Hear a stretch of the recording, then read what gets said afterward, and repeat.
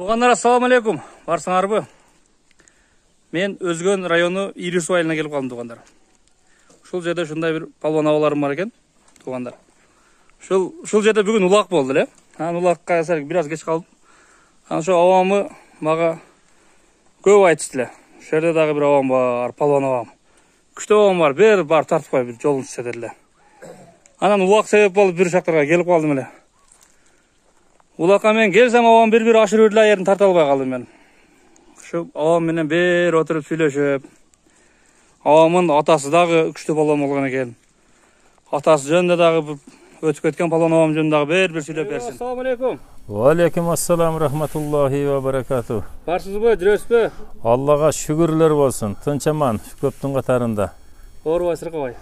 Шүгір, жақшы. Аллаға шүгір. Шунчалығына шүгір. Сізде көпчілік айтты. Маға көп айтады да. Оша біздің айылдағы палуандар барды. Анан сізді танып білгендер көп екен. Жаштардан дағы. Біздің айылдың палуаны бар. Шул біздің түшті көреңгі көп емгеге сіңген көп палуандармен үзеңгілеш болып чабышқан. Шоғымдағы бір сатып қой деділер. Бүгін Құдайым насip қылып бүгін келіп қалдым. Сізді танығандар көп таниды екен. Bir өзіңізді дағы бір таныстырып қойын. Еме ең біріншіден осынша ұзақ жолдан атарытып, ошол біздің айылдан Маракаға келіп, бізді şu кішіне болса дағы өмір баянымызды біліп, кішіне майы құрып кетейін деп келгендерге біріншіден чоң рахмат, Алла разы болсын. Өміріңер ұзын болсын. Елдің керегіне, елдің қызметіне жарап, дайыма şu жақшылықтарын шығарып жүре бергіле. Менен біріншіден өзімі таныштырсам, чоң атам Сақбай, атам Абдыжалил өте улақчы палуандар болған. Атам ilgari жаш малында улақ чаап, еңішіп, күрөшіп, бардық жағын әлі төпкеріш болған палуан болған екен. Күрөшке деле түше берген, еңішке деле түше берген, улақ деле чапқан. Бұл түштіктің мен деген қиын палуандарымнен еңішіп, шул Өзгөндө бір Арзбеков Абдырахман деген палуан өткен. Şu кіші менен еңішіп, ошондай палуандармен кармашып еңішкен, ошондай даражаларга жеткен киши болгон. Аз жашады, 62 жашында. Шул өмүрүнүн акыркы күндөрүндө дагы улакты şu чаап атып, улакта бу дүйнөдөн кош айтышып кетти. Şu атабыздан 9 бир тууган калдык, 5 кыз, 4 уул. Уулдардын экинчиси менмен, менден чоң бир акам бар. Менден кийинки 2 иним бар. Бизде улакчы болушубузга себепкер болгон, качан болсо атын даярдап турган, биздин атыбыз болсо дагы жакшы аттарды алып, ичкен сабы ичип аткан уйларын сатып, ат алып берип, улакчы кылган ушул эң чоң акабыз. Атап калыбыз Ташы дейбиз, Ташы десек бардыгы тааныйт. Бу дагы көп жыл улак чапкан, биз менен кошо. Менден кийинки Базарбай деген укам бар Москвада, дагы улакты жакшы чапчу эле. Назарбай деген кичинекей укам, баары улакты жакшы чабышкан, улакка жардасы баарыныкы кызык, жакшы. Ушулар бар бизди палуан кылган да. Баары үйлүү, жайлуу, бала чакалуу болуп, өздөрү менен өздөрү. Şu биз бу дагы бир атадан калган өнөр экен, жашыбыздан ушул өнөргө кызыгып, улакка кызыгып калган экенбиз. Бул ата касмы деп коет экен. Атабыз чапса биз деле чаап, ошо тайтулак менен, эшек менен артынан калбай барып, атка батсак ушкашып, батпай калсак жөө жалаң барып, ушу жашыбыздан кызыгып улак чаап жүрдүк. Бир кошуна авам бар эле, совхоздун коюн багат эле. Ошол эртең улак болот деген күнү кечке совхоздун коюна жем-чөбүн салышып, сарайын шыпырышып сатар деген авам эле. Ошонун үйүндө кызматта барат элем. Эртеси ошол совхоздун мингишин берет эле, ошол улакка минип барып келгениме кушуп алам. Кызматта ошого кайыл элек, ошол эле атым дерсе бир күн кечке иштеп, бир күн улакка мингенге кайыл элек. Эми жакшы. Ошол мээнетибиз кайтып, улактан жаман болбодук. Жакшы аттарды миндик. Эми азыркы пулга салыштырмалуу миллиондук аттарды ошол маалдарда миндик. Биздин жаштыгыбыз, биздин алып күчтөрүбүз бир чамадан, кастүншүн, тепши, кирсамын, калаш ушуларга өтүп кетти. Sayız malında çabat ele oşol bir budilnik saat, je bir kirsamın, je bir çelek, tepsi çar alatı. Keyin sayız tarqagandan keyin 92-жылы birinci jolu töz ayılıp ayılda ulak baştaldı. Oşonda bizdin Özgön rayonunda öte çoğun ulaqtın birincisi oşol bolgan töz ayılgan ulaq. Oşonda men degen palvandarga ulaq aşıp, kançalagan palvandarımna Razak palvan, Markaydan Turat palvan, Tağlay palvan koçonun akası şularga aşıp barıp, bardigi şu suun içinde jığılıp atları saydın içinde. Akırında oşol jerde men bir toratım bar atamın atı. Oşo menen suun içinde maga aşıp, bir tartılıp turgan setkadan sekirip aşıp töön oşonda algan birinci sorun saygan kişi öz aldıman oturulap gelip esep boldu taşlayaver senik esep degende oşonda taşlagan 92-жылы 29 yaşında elem oşonda birinci tööge taşlaganda. Men tuğul elegimde. Oşol aldınqı sorunum oşo boldu. Oşol sorundu atama verdim. Atamın raza süyünde. Men etim qaytkan eken dedi. Töönü berdim ata dedim. At senikile de oşo atama berdim. Atam oşo töönü bagıp yürüp giyin.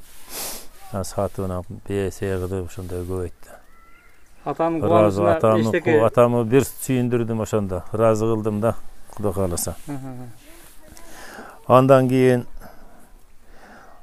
keyin kulaklarda at jakşyle telteң tuş tuğanırı kökelerim koldoçu köp bir jagынан omat kelip kılgan at jakşı kayerде bolsa eňişke çygat elek eňişetilek. Mal bazarga jönögöndө ele çöntöktөгү akçabız menen jibizди alıp jönögöndöй ulaka tay torpoktu oylanbay baratılak. Ulaktan sözsüzce tay torpok jasalып mataskil bir sorun alıp keletilegem.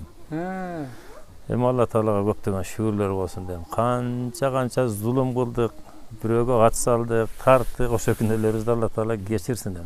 Oşo balonlar görüp turgan bolsa hem razı olsun dem. Oşonda görüp turganına şu men menen eňişken, men menen ulak tartışıp kalgan, sorun talaşıp, ança-munça at güçlülük kılıp alıp ketken jeler bolsa palvandar hem razı olsun demi? Tanıgan bilgenler, kişine ötüp kalganlar olsun. Sizden jaratkan razı olsun. Şintip keçirip turgan palvanam bar eken buna. Bu şintip keyin 96-жылы dagı bir ötö saydı. Al töönü Öser palvan şu Samarkayda Turat palvandarga oň gelip şu attın omurosунан gelip kılan ortadan kuçaktap tartıp salıp ketip oşol töönde men alıp bolganmyn 96-жылы. Sizge aşıp ketdi keyin. Maga aşıp ketken men alıp çıkıp taşlap alıp oşonu da bir rural mataskil aldı. Saydyl oşonu koçon gaynım algan. Oşol men tö algan ulakta. Koçoneke kaynınız boldu? Koçon gaynım bolat Markaydağı Tağlay şu kaynım Kamıt kaynaga bolat hem ayalım menen teң. Nark Turat palvan jezden bolat. Bütünle Pötele iliksaşın barle palvandar hem. Şekedenle Zamış palvan, Kanat degen palvan var hem. Ayerde Meder palvan, göven palvandar göven azıl. Markay'ın içi şekedenle palvan bolup kaldı. Hem Allah'a şükür jakşı. Göp mına Jallıbat örönüne köp marakelerge bardyk. Basızlardan Aktoq Karamart'a Gerkitamga tuğandar şu bizdin Kılıçdamgalarda çıkırıp şu basızlarda çoğultup bir Kocakmat, Fermamat degen bir boş obul üstüsyan начальниги bizdin Gerkitamga tuğandardan eken Aktoq'tan. Oşol kişi atasından marake bergende oş yerde bir ulak aşırtıp bir koy berişti. Oşonda Musu aksakal öte bolup turgan eken Meyman sağa götürüp jönele tur, men baldarym ala olup biretip, Kuvan menen Nurlandar oşonda emi çıgap dadil bolup atkan eken. Oşolar ulakta alıp çıgıp maga şirip berip sorun alışkan. Tuğanım eken siz kıynalbayla turup turun dep. Bölümge bir atıp bergen Gerkitamga tuğandardan da öte razı bolup жүрөбүz. Ap kelip aksakallar satıp bölüp alışkan. Şu yerde şol basızlardan başını biriktirgen kişi oşol Ermemet aksakal bolganda. Oşo malda? Oşo malda. Hazır dele basız koğumu var, balдар çoğulup katlaşıp atışat. Emi jakşı, biyagı Namurdubek palvan, Noqatdagı Karibek aksakaldın balası Abilas palvandar menen. Karibek aksakaldagı kaç yaşa ötüp kaldı? Karibek aksakal 90'dan ötüp kaldı hazır. Görüp kaldın. Oşol kişinin balası Abilas Murdubek söz Özbekistan'da Gıdır ulak çaptık. 2003, 2004, 2005 жылдары. Ошондо мына Бакыт полбон барат эле, Канат менен Байыш жаш балдар эле, Бакыт менен Жаныштаг барат эле. Ошолор ошондо барып кызыгып жүргөн, кийин ошолор өтө улакчы, жакшы полбондар чыгышты. Канибадамга чейин бардык, ушу улакчы. Мурзабектер менен кошо көп жүрдүм. Мурзабек жакын тууганымдын баласы болот өзү. Жакшы үкөлөрүмдүн бири полбон. Мына жерде бир Алай деген үкөм бар эле, өтүп кетти бул дүйнөдөн. Бул бала өтө улактан жолду бала, чабандез бала эле. Пештүү, каерде болсо жалында улак турса, ошол Абыш акам өрөм дейт эле. Өзүнүн бир тууганынан бербей мага ашырат эле. Ошол үкөм авариядан өлтүр дегенде укканда ыйладым да, бир тууганым өлгөндө эле ыйладым ошол үкөм угуп. Жакшы бала эле, өмүрү кыска экен. Полбон бала эле, улакчы бала, чабандез бала эле. Ушул эми Аллага шүгүр, ушул айылда мааракелер жакшы болуп атат. Эл журт тынч, ушул өсөр полбон менен бир убактарда мына Барпыдагы чокмор туугандардан Али, Сансыз дегендер ушулар менен эңиштим. Комсомолдогу Нурбай полбон менен эңиштим. Тарамбозордагы Мамет полбон менен эңишке салышты, аны менен эңиштим. Бир Подгорныйда Мазарбулакта Камыт деген бир полбон бар эле, аны менен эңиштиришти илгери, аны менен эңиштим. Анан Тынычалы ака эми экөөбүздүн көңүл жакын эле, ал акам болот эле дем. Тынычалы полбон, Капаш Керкитамга тууган болот эле, Капаш акам жакшы адам эле. Эми үкөм деп турат эле. Кененбай акам менен көп сүйлөшүп, көп чай ичип, көп улак чабыштым. Үкөлөр, эл досторум жакшы, балдар да жакшы азыр. Ооба. Азыркы сал ооруп калып турат. Кененбай ака мээнетте, Алла шифасын берсин. Эми көп урунду болуп калды, бу кишини эми майда чүйдө проводторду үздү да. Ар кандай жердеги улакты сүйрөп жүрүп салып чыгат эле, урунду болуп калды да эми. Проводторго замкание кетти да. Ударлар көп болду да, буга малтын удары. Ал маалда өпкө жүрөк үзүп кете турган аттар бар эле. Адам полбон үчүн тоготпой жүрө берет экен да. Тоготпой жүрө бергенде ошол рамалар кеткен, ходовойлор кеткен, түгөнүп. Адам деле түгөнөт дем. Темир диспансер кылып атат, убаксы келгенде адам да жүрөбүз да чыдабы. Ушул айылдан жакшы полбондар бар эле. Ушу Разак деген полбонубуз бар. Азыр дагы ушу 70ке жакындап калды. Азыр деле аракет кылат. Жакшы. Мына жаңактадан Сатар деген улакчы, жакшы кишилер бар. Бизден улуураак 1-4 жаш. Ошолор да азыр жакшы чабат улакты. Элге сөз өтүмдүү адамдар ушул айылында, мааракелерде. Курманбек деген үкөлөрүм бар ошо жаңактада. Жакшы. Эми эмне дейм, ушул эл журт тынч болсун. Алла Таала мүмкүнчүлүк берип, ушу жакшы заманды туш кылды. Ушу жакшы заманда элде, журтта мааракелер өтө жакшы болуп атат. Аллахка көп шүгүрлөр айтышыбыз керек дейм. Кандай сонун замандар болуп атат. Кааласаң улакча ойноп ичип жеп эле жат деп атат. Ишке айдаган эч ким жок. Бекини улакка барбайсың, кеңири барасың, каалагандай чабасың, карасаң келип жатасың. Өзүбүзгө гана өзүбүзгө бекпиз дейм. Өзүң жакшы атың болсо. Ушу сүрөттү бериңизчи. Ушул атам. Ушул сиздин атаңыз, ушул менин атам Абжал, апам Айдаркул болуштун уулу Муса дегендин кызы эле. Муса таятам Четбулактан Кудайлаттардан үйлөнгөн, апам менен апам тагылар ошо Кудайлаттар Четбулакта. Азыр балдары, неберелери бар эми. Атабыз ушу киши. Атаңыз жөнүндө бир айтып кетиң. Атам 1936-жылы туулуп, ушу жаш кезинде ФИЗО деп коет экен, ошол окууга айдайбыз десе коркуп, Сузакка мал баккана качып кеткен экен да. Эмне окуу болгон экен? Селпут экен да, азыркы спут, профтех училище экен. Ошого барып кесип үйрөтүп, ишке айдай турган экен. ФИЗО деген ошо спуту да эми азыркы, селпуту. Ошого окууга баргыча кой деп качып, Сузакка кетип калса, өзгөндөн издебейт экен да. Сузакта матчы болуп, жүрүп ошол жерде күрөшүп, улакча эңишип. Сузакта бир Жалтыр деген айыштан бар эле, коммунизм колхозунда. Ушу өлгүчө сурап жүрдү. Ошол аксакал. Сузакка барган сайын жолугат эле өтүп кетти дүйнөдөн. Эми балдар менен жакшы тааныш болбой калдык. Чоң атабыз ушу Сузакта иштеп жүрүп, улакты чаап, бир күрөң аты бар экен эле. Ар кандай жердеги улакты эңишкенде кармаган алат экен эле да. Биз эми кийин эс тартып калганда да бир эки эңишкенин көрүп калдык, эми совхозалык райондор мааракет көргөндө. Облустар. Ушул 36-жылкы эле кийин 69-68 жылы ушу Ирисуга кайра келип ушул жерде мал багып, механизатор болуп, кийин стройкада иштеп, строительстводо иштеп, ошол өмүрүнүн акырына чейин иштеп, пенсияга чыгып, анан пенсияга чыкканда өлдү да. Бу дүйнөдөн коштошту.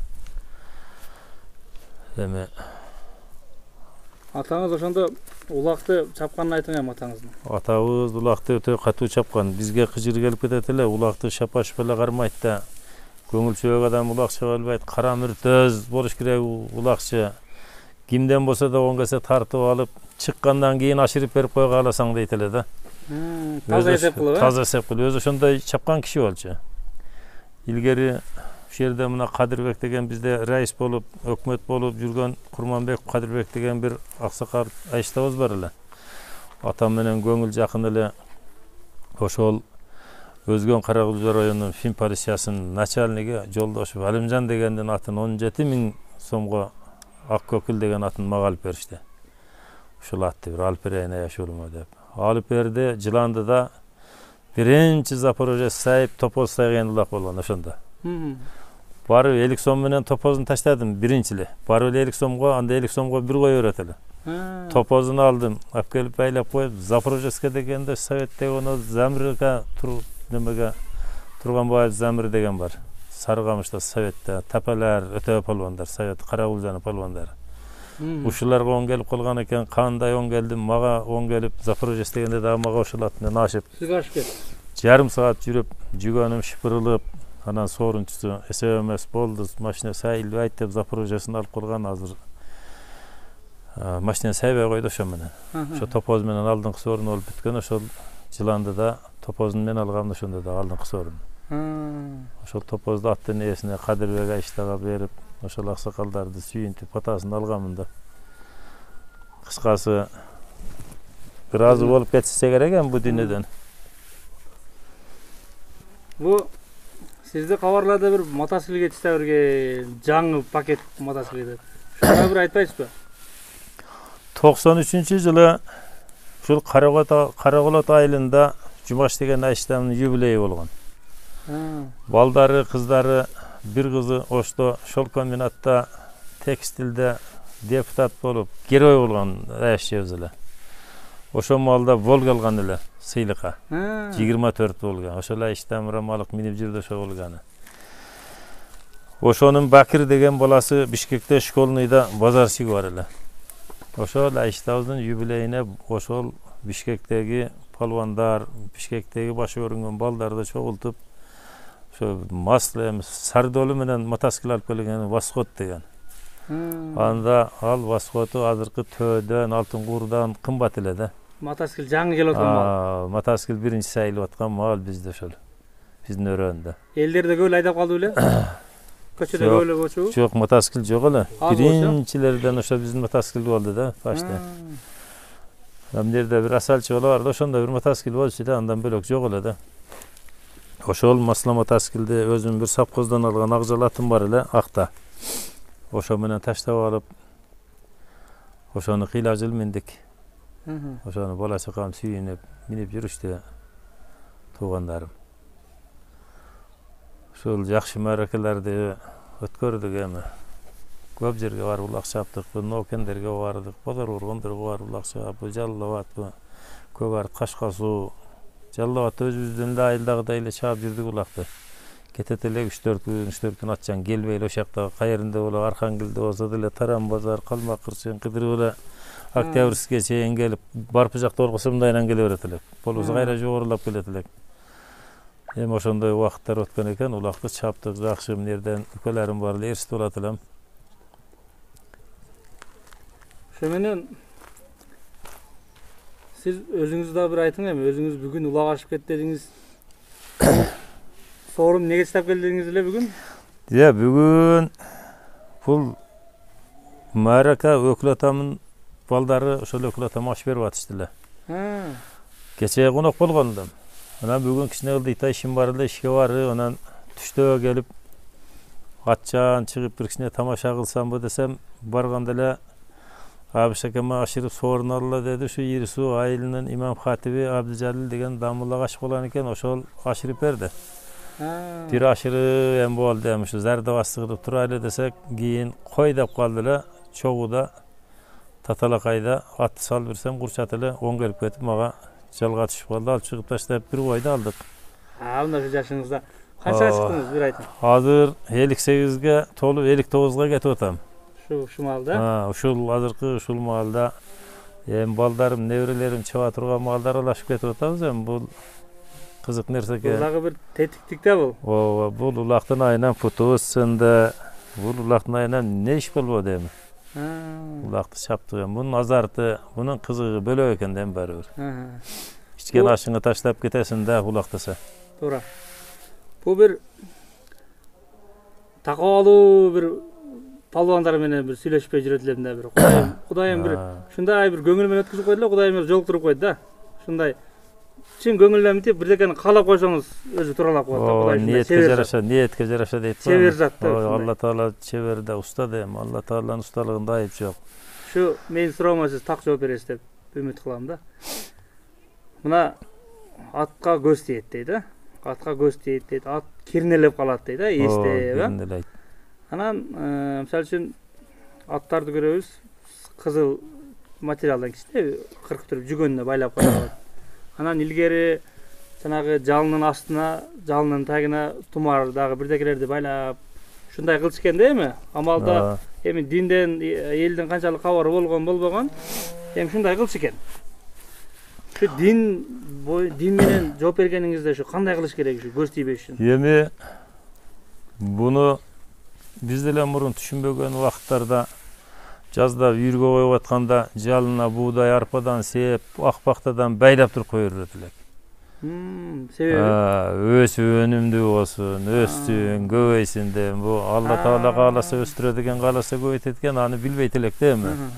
Ошол эми билинбеген ширктер экен да ошолор эми. Аллага аманат деп кое бериш керек экен, биз аны билбей ошондой кичине кыргызчылык, ырым-жырымдарды кылып, эми баягы салтка шариятка каршы келбеген ырым-жырымдарды деле кылса болот. Ооба. Мисалы үчүн илимдүү дамыллар болсо, бар жемге дем салдырып койсо болот. Ал ат кичине эсинеп нарак берип болгондо ошол жемден берсе, жемге кичинеден кошуп.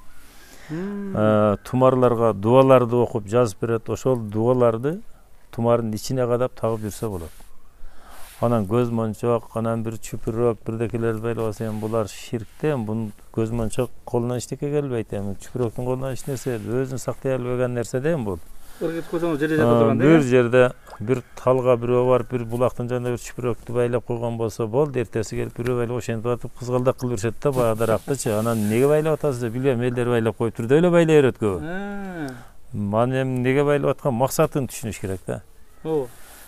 Эми бир максатсыз эле иштер боло берет да эми. Алла Таала кааласа пайда берет деген жерден бизге зыян берет. Биз зыян берет деп корккон нерседен Алла Таала пайда берет да эми. Ооба. Алла Тааланын колунда да бардык нерсе. Эми баягы мал деле ысык жан, ат деле баягы убаксы жетип суроого келип калса, бир шылтоо менен өлөйүн деп атса, ошону да кыйнап инсандар ичи ооруп калат эми, табарсы кармап тутууп калат аттар кээде. Ошону кабырды айлантып минип келе кой, мүрдөнү айлантып келе кой деп бала чакам чуркатканда, чаптырганда ошо мүрдөнү тегеренип келгенде эмне болсо сийбирди деп келишет да. Кээ бирдечи. Ошол жерден аруактарды көрүп корккондон сийбирди. Анан ушул кабырдагы азапты инсан гана көрбөйт деп атат да, башканын инсан менен жинден башканын барды көрөт дейт да. Ит, куш, бул жылкы баары көрүп, кабырда азапты көрүп корккондон сиет дейт да. Табарсы тутууп калган эми бир кое берет дейт. Ошон үчүн эми бу Алланын колундагы нерсе. Бирок таш көздү жарат деп, көз ор адамдардын немесине сактангыла деген эми сыйкырлардан. Андан сактанса мусулмандын куралы дуа дейт. Биз дуага ишенишибиз керек да биринчи. Анан бирөө бирдекени илип койсо көрүп чачпасак болот, эми Алла кааласа болот, каалабаса болбойт да. Ошондой. Алла Тааланын колундагы нерсе өзү эми. Ошо баягы айткан немеңиз тумарды жөн эле бир немени жазып, дуаны жазып, ичине дуаны дамыллар, илимдүү дамыллар ошол жылкыга тага турган дуасын жазып берет кагазга. Ручка менен. Кааласа кирилл тамгасында кааласа араб тилинде жазып берет, ошону жыртылып салаңда айрылып кетпеш үчүн кайышка тигип туруп тагып коет жылкыга. Ал эми кайыштын ичинде жакшы сакталат да. Ооба. Ошол дуа сакталып жүрүш үчүн. Эми биздин куралыбыз дуа да, эми биз ошого ишенишибиз керек. Ошол болот, а? Ошол болот, ошол жетиштүү. Ал көз мончок тилип койсоң, көз мончок кааласа уйга келсе түшүп кала турган нерсе, кааласа бир ат иштесе сынып кете турган нерсе, арышып кетсе. Анан кандай дуалар бар ушу бир улакка барардан алдын, ушу бир атты элге алып чыгардан алдын бир окуп коюп, анан эми бардык нерсе бисмилласы менен баштаса жакшы да, бисмилласынан башка дуа жок да. Улоого тургандагы пайгамбарды үйрөтүп кеткен бир дуалар бар. Машинеге минесинби, төөгөбү, аткабы, поезд, самолетпу. Ошол дуаны окусак, улоонун дуасы да. Субханаллази сахаралана хаззака кунналлаху мухрин ва инна лилля раббина ламин холибун деген дуа бар да. Ушул дуанын башында айтып коем, интернеттен табып угат тургандар уксун. Субханаллази сахаралана хаззама кунналлаху мухрин ва инна лиллахи ламин холибун. Бул толугу, э? Ушул дуала, ушу улоонун дуасы. Ушул дуанын машинеге отурган, эшек минген, ат минген, төө минген, ошол самолетко чыккан пайгамбарыбыз айткан, эгер ушул дуаны окуп туруп жолго чыга турган болсоңор, бир кырсыкка кабылсаңар, эртең кыяматта мен менен эсептешип болосуңар деген да. Ушул дуаны окубай чыгып туруп кырсыкка кабылсаң өзүң өңгөр деген. Өзүң жооп бересиң. Өзүңө жооп бересиң. Мен ортого челбейм деген да. Пайгамбарыбыз хакты чындыкты айткан да. Бул көргөн, баарын билген. Шундай. Ушул мусулмандын куралы дуа, момундун куралы дуа дейт. Азыр баардыгы китепте турат. Интернетте аша койсок баары бар азыр дуалар. Баары бар, а? Жашоо оңойлошуп кетти азыр, а? Биз жалкоолошуп кеттик. Жеңил да жашоо, дин менен жашасаң жашоо жеңил болот да, динге кире албай. Тиекти кантип токтотобуз? Сылык жол менен, бирөө менен урушпай, талашпай, сылык кылып. Эми азыр бул тиек, үзөңгү, жипке салганды, чылбырды токтотуш үчүн ошол ар бир айылдагы эл башыны, аксакалды азыркы жаштар угуш керек да.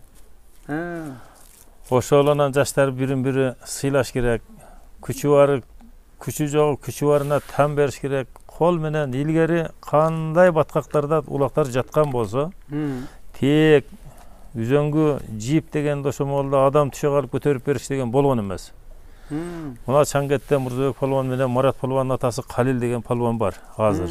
Ошол киши бизден бир 7 жаш улуу. Ар кандай баткакчылардын ичиндеги улакты дүрө менен, чарчы менен эле ошону кармап, кол сыйгыланганда ошондой кармайт эле. Кош, азыр перчатка кийип атышат азыркы заманда. Анда перчатка эми жок эле да. Ошондой дүрө менен кармап тартып ушу Калил эканын салгандарын көрчү элек да. Биз жашыраак элек ошол маалда. Жана ылайдан сыйгыланбаш үчүн. Баткактын ичинде жатканды сыйгыланбаш үчүн ошо чарчы менен кармап туруп салып кеткен жерлерин көргөнбүз. Ошондо палвандын күчүнө тан берип, оңдоп коюп, палванга коюп берчү эле. Азыр эми азыркы палвандардын улак чапканда баа бере турган палвандар бар. Жип, тек колдонбой чаап жүргөн палвандар бар. Жаш балдарда көрсөң көзүңгө суктунасын. Колунан теги түшпөгөн палвандар бар да. Жиби, тиеги кошо жүрөт да. Ал эми тиекке илинип калса, жипке илип берип койсо анча эпчилирээк кыз балдар, аял кишилер деле чабат эми аны. Ооба. Эркектин, чыныгы эркектин күчү эл баалайт, эл сыйлайт. Ошол эл ойлогондой кылып чаап, колу менен тартып, өзүнүн күчү менен өнөрүн көрсөтө алса. Анан жипке илип койсо, жаш бала деле илип коет да. Ооба. Оң келип кетсе жипке илип берет эми. Кол менен күч менен тартып чапса баа берет эми. Палван деле тан берет. Бир силкеле алып кеттиң. Оңдоп койсоң болот эле, алып койдуң дейт. Палван деле тан берет эми. Палван деле адам да. Ооба да. Бирине бири тан бериш керек. Бул улакчы эми бир улак болсо тартат. Буну көптөп тартып, палваны кыйындын кыйыны ала турган иш да. Азыр эми андай болбой жаштар мендеги улак тартасын деп койгулашып кетип атат. Аркасынан акөкөлөрү телтеңтөр көптөп кетип атат тартып койгон адамды. Бул эми намертте эми жакшы оюн эмес да. Жакшы эмес. Бирөөнүн тоюн бузган, а? Бирөөнүн маракасын бузуп, элди кыжаалат кылып, бул улуттук оюндун кадыр баркын кетирет да ошолор. Чабышып, тополон кылса, бирөөнүн маракасында улуттук оюн, кыргыздын жакшы салт санасы бар. Бир жакшы ойнош керек. Оюн көрсөтүш керек. Колунан келбейби, үндөй туруш керек, колунан келеби кармаш керек кол менен. Кудай берген эки кол, Bilектер тургандан күч болгондан кармаш керек. Күчүң болсо там берет. Анан жипке эле койсоң, калтак жейсиң, чабышасың, мушташасың, нәле болосуң, бирөөнүн маракасын бузасың да. Ошондой, Азыркы жаштарга айтабыз, ошол ар кайсыл айылда марака болсо, ошол айылда сөз өткөн аксакалдар, ошол жердеги мараканы башкаргандар, ошондой үзөңгү, жиби, теги барларга эсеп кылбай, андайды оюндан токтотуп туруп койсо деле болот эми көптөп. Андай чапсаңар чаппай эле койгула силер деп. Жөн эле бир соорун берели, бар отуруп турурлалы болуп төштө деп. Ооба. Анан колуңар менен күчүңөр жеткенде карап чап, бирөөнүн соорун жакшына алып алсаңар чапкыла десе болот эми. Көпчүлүккө көнгөн жакшы да. Ошондой дең. Ооба. Ата бабабыз бизге улакты кандай чырайлуу өткүзүп берди. Ооба дем, ата бабабыз жакшы алып. Ушу азыркы убактарда биз ушу бизден кийинкилерге улакты өтө бир өкүнүчтүү абалда өткүзүп берип аткан маалы да азыр, Ооба. Кандай дейсиз? Азыр бул ар нерсенин бир өткөн мезгилдери болот экен да. Бул кыргыздын улуттук оюну дүйнө жүзүнө таанылып, дүйнө эли суктанып аткан маалда ушуну бир жакшы оюн көрсөтүшкө аракет кылыш керек. Кандай 5-5 аламан улакпы, кандай улак болсо жакшы, тартип менен бирөөнү угуп, башчыга баш ийип өткөрө турган болсок жакшы да. Дүйнө эли суктана турган оюн. Баа берет. Ооба. Бардыгы. Биз өзүбүз чыгып жүргөндөр көрүп туруп баа берет. Азамат экен, уул бала экен, эркек экен деп отурабыз да. Колу менен алып салып аткан балдарды көрүп отурабыз. Мисалы, мына Маркайда мына Кочонукасы Бакы салат, мына Чаңгетте Марат, Мукуш деген балдар, мына өзгөндө мына Манастар салып атат деп колу менен тээк беги жок. Бизде бакыт деген бол. Биз эми ушул балдар көп, эми азыр бул палван көп элде. Колу менен чапса өтө жакшы оюн болот. Ооба. Анан жип тээк болсо чыр болот, бирөөнүн маракасы бузулат, ушундай жаман дем, настроениясы өлөт көбүнүн.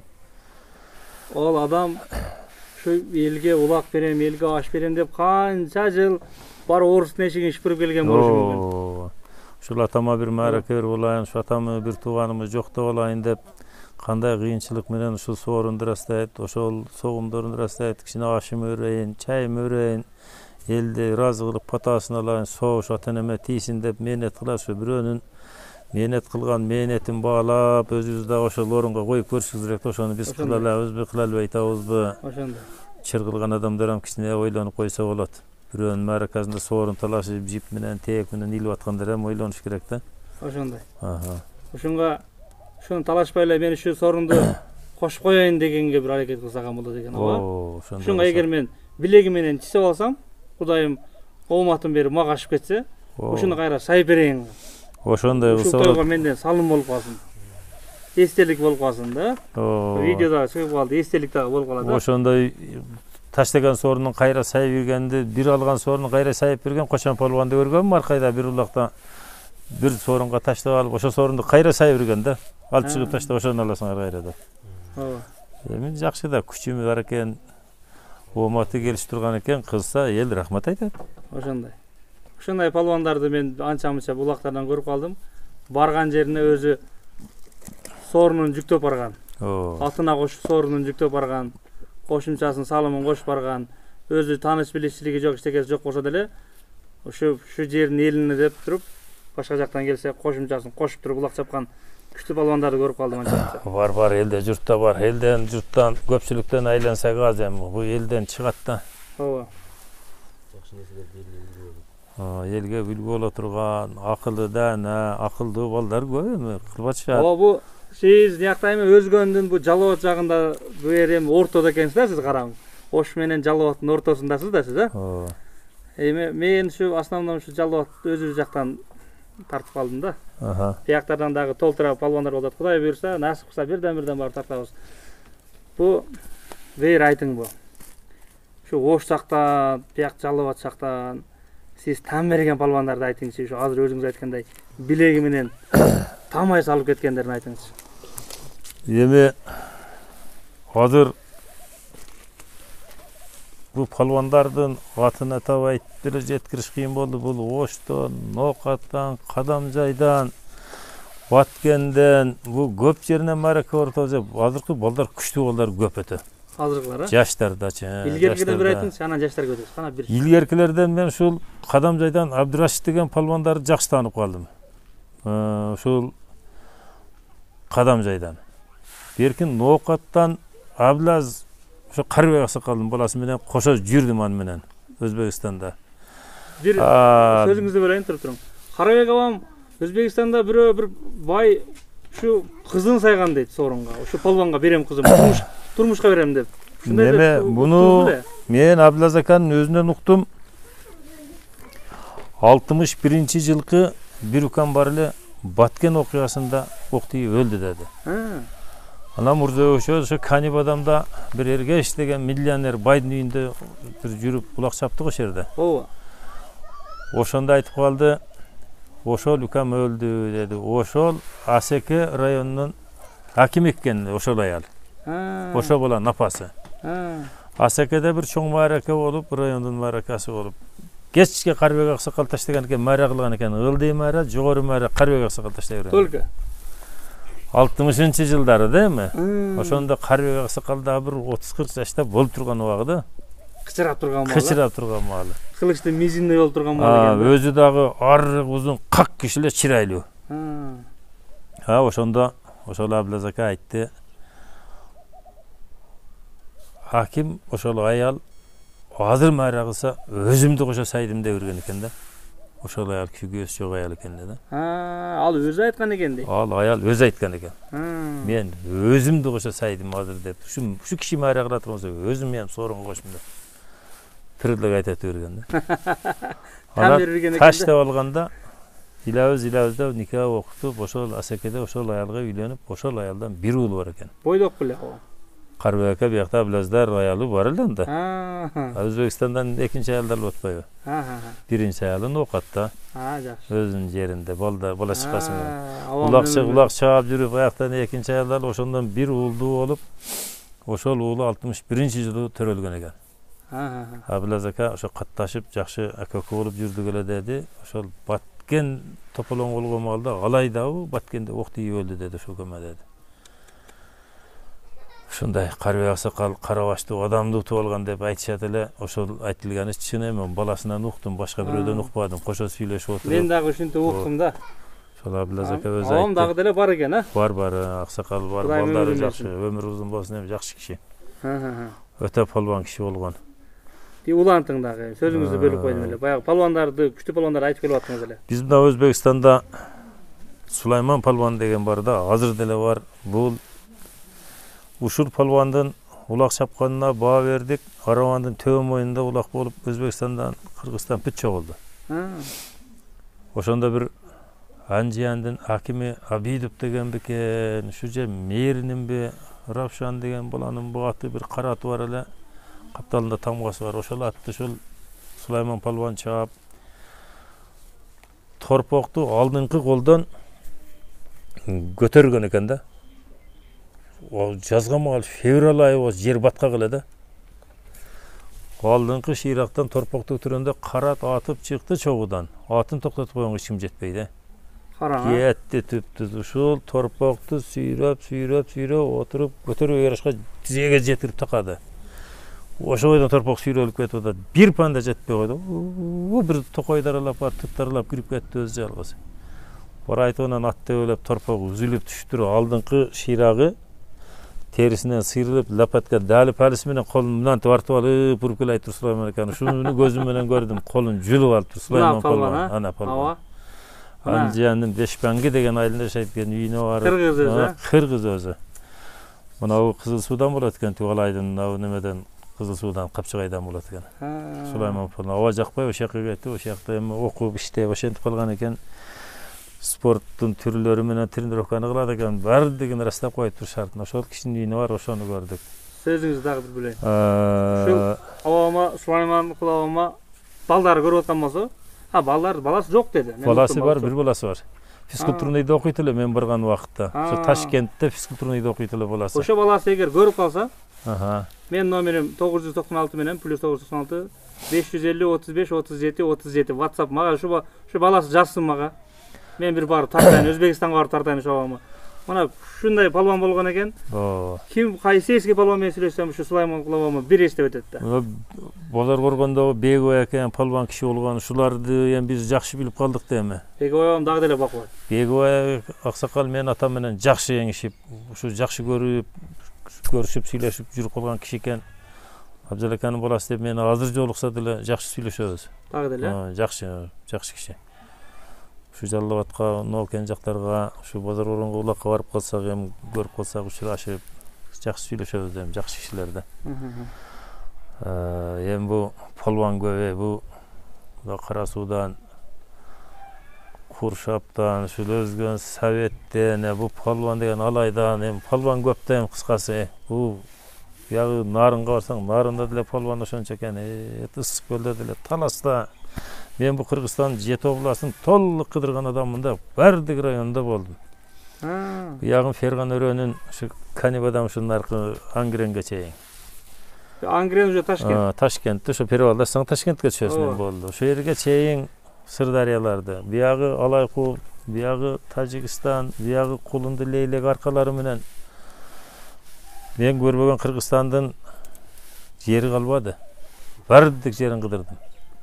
Ушу улак чап, дүйнөлүк иш, диний иш, улак менен ушу барып, даават кылып да жүрдүк, улак чап жүрдүк, оюн көрүп жүрдүк, эми кыскасы Кыргызстанды толук кыдырдым да. Мындай бир сөзүңүздү бөлүп турайын.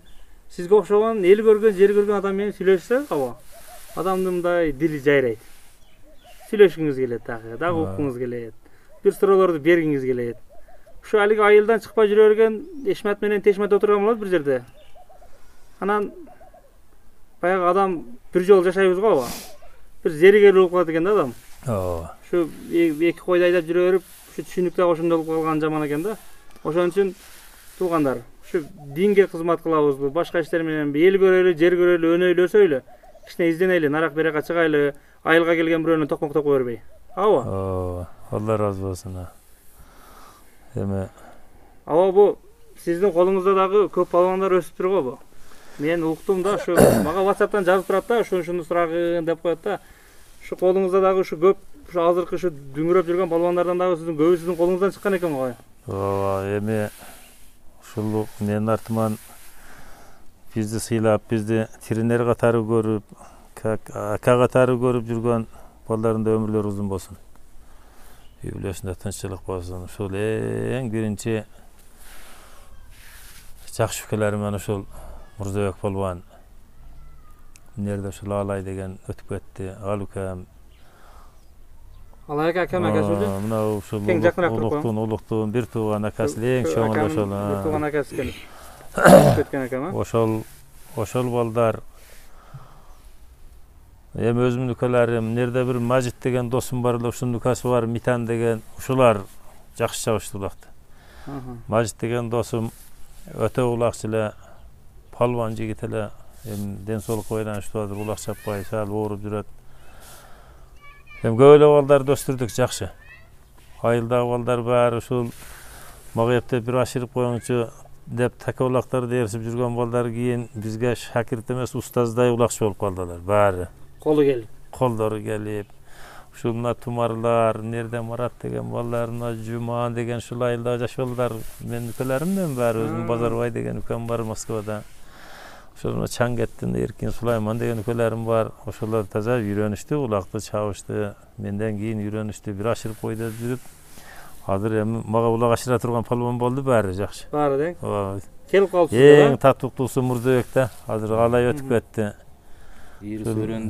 Мурзабекте палванды биз Өзбекстанда улак чаап жүрсөк, Мурзабек палвандан Жалал Абадтагы Айт ака менен өсөрөкөлөр атчан барган экен, биз машина менен бардык эле. Карабагышта улак болуп Совет Абадта.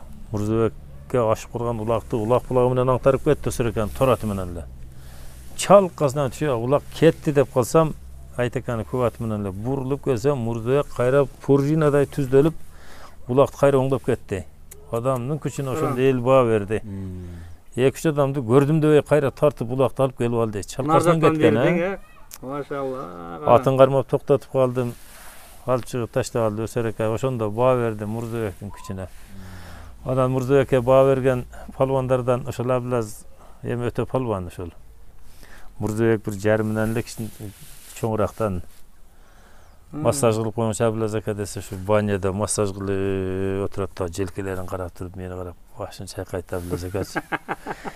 Мурзабек де сеникиндей күчүм болгондочу деп коет да Абылаз ака. Тамашалады. Тамашага салып, Мурзабектин действительно күчү адам баа бере турган күчү бар эле да. Азыр эми жаш өтүп атат, дагы деле күчтүү. Эми палвандардын баары тен берет эле бул Мурзабекке. Өзүнүн весинде, өзүнүн мындай бою башына салыштырмалуу койбой турган палван эле да. Бирок мени сыйлайт эми устаз катары ака деп сыйлап, ушу малга чейин бирге улак чаптык. Мурзабектин бир улактагы сынап баа берем. Улакты Разабаткакка улак болуп мына жерде ушу Көшкантырда бүгүнкү улак болгон жерде бирөө Тайсай улак берди. Бирөөнүн аты менен тээкке салып койгон экен, бирөө ошо тээктен алып эгер кашына ороп Мурзабек турган экен, жандан мукашын акжалы менен жетмеле шарт салып путtu таштап койдум. Мен жалында турат, Мурзабек тээген карап мен ора эмне эле кыл болгонсуз деп анан кой берген да.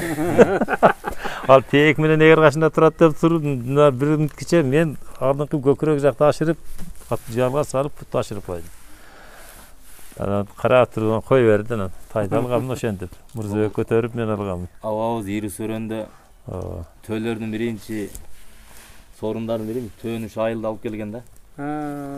Жаңылык болгон, Биз бала кезибиз ушул жерде мына Бакмайла деп коет эле. Ушул жерде ойночу элек. Ошол мезгилде биз бунун уйгагын терет элек бу төөнүнчү. Өрөөндө ушу Абыш абабыз алган да. Эми азыркы палвандарга салыштырма кылганда өзү айтып өткөндөй жерде кол менен алчу эле да булар. Эми азыркылар тег болобу, башкасы болобу, адам түшүрүп ушундай иштерди кылып атышат. Эми бул сыймыктуу абаларыбыздын бири ушу өрөөндө. Наоборот ушу көбүнө устат болуп, көбүнө тренер болуп, баш көз боло турган абабыз ушу. Азыр бул жашта көбү улак аралашмакта ат минип түшүш кыйын да. Ооба. Дагы ям коюп берсе бир салат да. Дагы да. Бүгүн ам улакта көрдүк. Койго деген ошо таталакайда салып кетти. О, акасы эмне болду эле ооба? Жайлоодан Нивадан аңтарылып кетип, тормуз кармабай калып, Нивада кеткен да. Кабыргаларсын өпкөгө өтүп кетиптир да. Өпкөнү тутуп берген да. Операцияга эми жетишпей калышкан да, болбой калган да. Өпкөнү кабыргалар күчтүү балган болгон. Өтө кыйын боло эле. Ал баланын пеши путунда өтүгү жок, астында аты жок болсо дагы аттуу, өтүктүүдөн пештүү болчу. Ар кандай жерде сөз өтүмдүү дадил боло эле да. Абаларыбыз агайлар болгон ошо. Качан болсо жанымда жүрөт эле да. Мен минейин десем атын белин тарта калып, улак ачса абама деп, мага улак ачса жанымда жетелейин деп таяр эле да качан болсо. Оңгол эле да. Сүйүнөсө ушундай болду. Ошондой да азыркы балдар жетпейт да. Ооба. Алар жетип жаныңда таяр эле да. Кайерыңда эмне кылышты билип турат эле өздөштүрүп. Сизди эмне кылып атканыңызды көрүп, бул эмне ролду аткарыш керек экенин байкап турат да, заранее. Сезет айттырбай түшүнөт эле да. Кыскасы. Көрүп туруп түшүнөт эмне кылыш керек, Ушундай баягы бир кадам алдыда жүрө турган палвандар да алар. Бизден бир кадам алдыда тойлоп кое турган палвандар да мына. Азыр андай только бизнесмендер чыгып атат да азыр. Андай улакчылар чыкпайт азыр бирок. Ооба. Бул бир мен Кудай буйрса ошактарга дагы улактарга келе турган болдум, бир эки агалар менен сүйлөшүп алдым. Бир келгенде бир сүйлөшүп турайлы дагы. Кудай кааласа. Сиз менен сүйлөшсөм бир кубат. Жакшы, Кудай кааласа келсең жолугуп турабыз, мына үйдү көрдүң, бурулсаң, аба кантип атасың десең бир пиала чай ичесиң, патан аласың. Жакшы. Аба бул көп да, атка кызыккандар көп. Ашынып ала алган бар, ашынып ала албаган бар. Баратын чөнтөк жукалык бага албаган бар, чөп кымбат, жем кымбат. Ушу булак болуп атат, актын болгондо деп ичи кызыгандар бар. Бар. Россияда орустун ишин кылып жүргөндөр толтура. Быйыл барсак, таланча досум үйлөнөт, үйдө аш кылабыз. айылда улактар болот, чабам деп ниет кылып жүргөндөр бар. 5-10 сом тыйынын чогултуп жүргөндөр бар, аба. Ошоларга бир дуа кылың. Ушу ойлогон ой максаттарына жетибизин ушул. Elhamdülillahi Rabbil Alemin. Eceratkan Allah'ım özün rayımdın, merimdü, keçirimdü, bereşenzasın. Özün bul dünyanın ahiretin padişahsın, bardık muhtaçlarda özün kütüresin. Şol alısqı juqta жүрген oğul kızlarımızdan, tuğandırıqlarımızdan, şol Kırgız elinin jaranlarının ömürlerin uzun, rızkıların kenen, densoğlukların jakşılığın, şu talada жүрgöndörde tınç aman eline, jurtuna, üylerine gelip, polaçıqası menen tınç aman yüz görüşüp, manaları açık, öňünen gülkü ketpey, dasturkondary nanga tolup, jakşı oturuştu. Daima kursant bolup жүрüştü. Hayıldağı elderimiz, jurtlarыбыз jakşı marakelerdi ötkörüp, kaçan bolsa jakşılıklar bolup, toylarda hizmet kılıp, sizler de uşu gelip bizdin eldin, jurttun, toylarından, marakelerinden uşunday jakşı kavarlardı, interviewlarda alıp жүрüştü. Allah Taala bardyk Müslümanlarga nasip kılgan bolsun. Kelgen kadamlarыңarga Allah Taala soğuk işleri jatsın. Şol elibizde, jurtubuzda tınçılık, amançılık, daima jakşılıklar bolsun, kut bereke bolsun. Allahu ekber. Almazdan bir patayır koyalım. Şol alıstan atarıtıp gelip, şol Özgön rayonunun İrisu ayılında maraka var eken de uzak soldan gelgen sağadağı Allah Taala ömürünü uzun kılsın. Densoğluğunu jakşı kılsın, ballarың menen, bir tuğanlarың menen, ata-eneň menen tilegen maksatlarına jetip, daima jakşılıklarda uşintiп oýnap gülüp, tartıp, yüz görüşüp жүрüşte Allah Taala nasip kılsın. Üýüňe, eli jurtuňa tınç aman jetip, saparyň baýsaldy bolsun. Allahu ekber. Rahmatыңыз келсин aba. Tınç bolun. Sizin Rahmat. yaşınıza jetip Allah bize ulak razı salып olsun. жүрöyle. Xuda kalasa. Biz dagı bir aşırıp жүрöyle. Xuda kalasa. Koyga bolbosa ham, kurup bolsa ham bir Ya. aşırıp koyalım. Xuda kalasa bolat. Tınç bolot oğanlar, bar bollar. Assalamu aleykum.